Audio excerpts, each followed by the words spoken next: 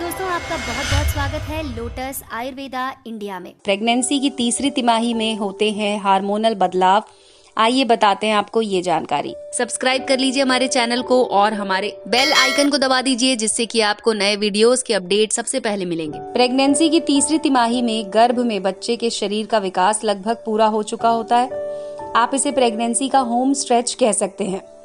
28वें हफ्ते से शुरू हो जाता है। गर्भावस्था की तीसरी तिमाही में आपका शरीर भारी हो जाता है। आपको रोजमर्रा के काम जैसे बैठना, उठना, खड़े होना या फिर चलने में दिक्कतों का सामना करना पड़ सकता है। इस दौरान शरीर में हार्मोनल बदलाव होते हैं, जिसके कारण पेट खिंचा हुआ महसूस करता है।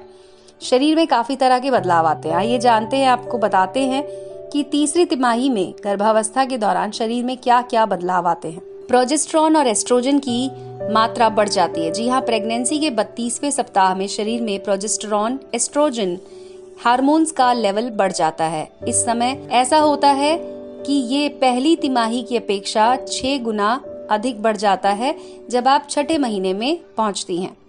हार्मोनल बदलाव के चलते पैरों के आसपास सूजन दिखाई देने लगती है।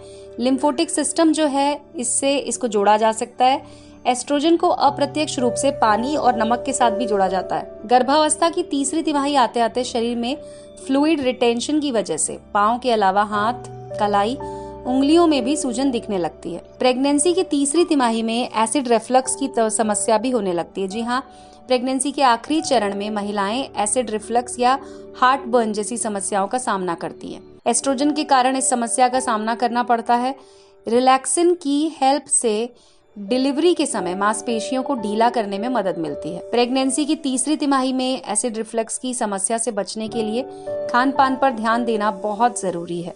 प्रोलैक्टिन हार्मोन की भी अधिकता हो जाती है। जी हाँ, आपको बता दें कि स्तन में जो दूध होता है उसके ऊतकों को उत्तेजित करने का काम करता है प्रोलैक्टिन हार्मोन।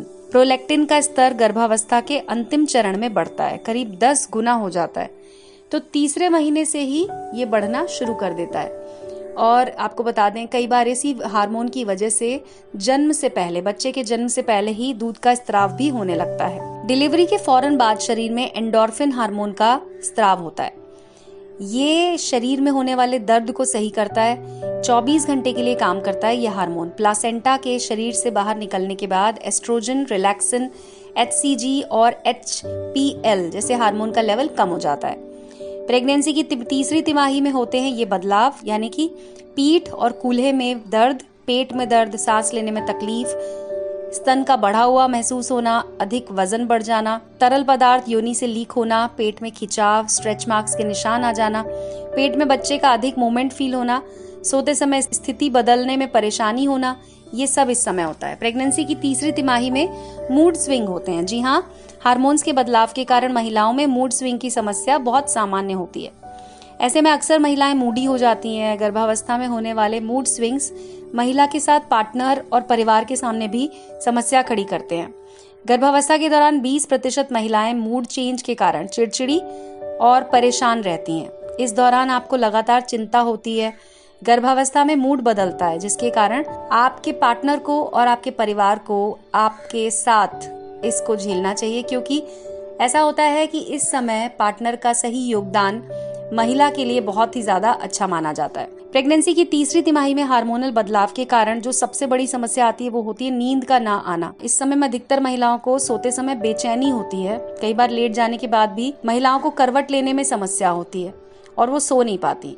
इस बारे में डॉक्टर से बात करनी चाहिए और सही तरीके से इसको हैंडल करना चाहिए। कुछ महिलाओं में हाइपर पिगमेंटेशन की समस्या होती है। गर्भावस्था की तीसरी तिमाही के दौरान हार्मोन्स में बदलाव होता है और हाइपर पिगमेंटेशन यानी कि मोल्स, फ्रेकल्स के रंग में बदलाव होने लगता है। हार्मोनल बदलाव की वजह से शरीर में बदलाव होने लगता है। प्रेगनेंसी में हार्मोन के बदलाव के कारण काले रंग के पैचेस भी बन सकते हैं। स्किन पिगमेंटेशन तो अक्सर खत्म हो जाता है समय के साथ, लेकिन आपको बेहतर रहेगा कि आप डॉक्टर से चेक करवाएं और इसको प्रॉपरली, इसका ट्रीटमेंट अगर कोई डॉक्टर आपको बताता है तो उस पर आप इसको अमल करें। तो दोस्तों, ये थी जानकारी तीसरे महीने के प्रेगनेंसी के चेंजेस को लेकर। अगर आपको ये वीडियो पसंद आया हो तो इसे लाइक कीजिए और आप इसे अपने दोस्तों के साथ शेयर भी कर सकते हैं। और दोस्तों, इसी तरह के और वीडियोस के लिए जुड़े रहिए लोटस आयुर्वेदा इंडिया के साथ।